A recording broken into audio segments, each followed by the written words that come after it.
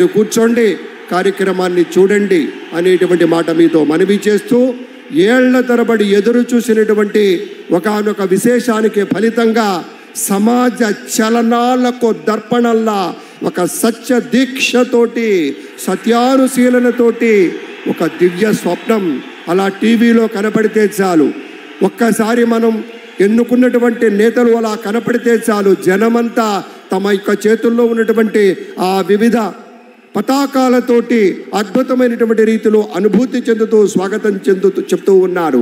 ఇక్కడ ఉన్నది మైత్రీ బంధం. 3 పార్టీలు కాదు, ఈ యావత్ ఆంధ్రప్రదేశ్ రాష్ట్రం నలుచెరుగులా ఉన్నటువంటి పెద్దల యొక్క మైత్రీ బంధానికి ప్రతీకలా అటు భారతీయ జనతా పార్టీ, జనసేన, ప్రధానమైనటువంటి తెలుగుదేశం పార్టీ ఇవన్నీ కూడా ఉత్తమోత్తమైనటువంటి లక్షణాలతోటి ఎంచుకున్నటువంటి సమాజ సేవ అన్న దానికి నిలబడి కట్టుబడి ఉంటామని ఈరోజు ప్రమాణ స్వీకారం చేస్తారు. ఆ రీతిలోనే తమ యొక్క సేవలు ఉంటాయి. మనమంతా చూడబోతూ ఉన్నాం. ఒక నిర్మలమైనటువంటి మనస్సుతోటి, ఒక స్పష్టత కలిగినటువంటి అధికారిగా మన చంద్రబాబు నాయుడు గారి విజన్ గురించి యావత్ ప్రపంచ నేతలే గొప్పగా చెప్తారు. అటువంటి నాయకుడు ఇవాళ మన ముఖ్యమంత్రిగా ప్రమాణ స్వీకారం చేయబోతున్నారు.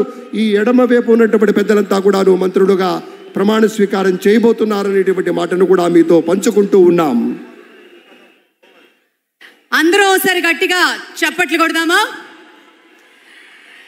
ఈ చప్పట్లు మన గుండె చప్పుడు అని ప్రత్యేకంగా చెప్పి తీరాలి.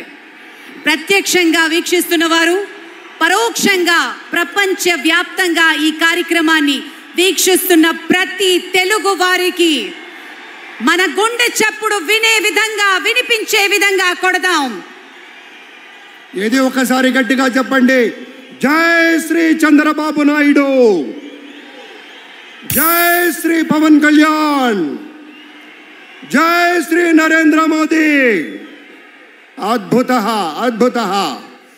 ప్రజలు పెట్టుకున్న విశ్వాసాన్ని నిలబెట్టుకుంటూ శ్రీ నారా చంద్రబాబు నాయుడు గారు వేసే అడుగులు ఈసారి మరింత బలంగా ఉండబోతున్నాయి. ఈ ఎన్నిక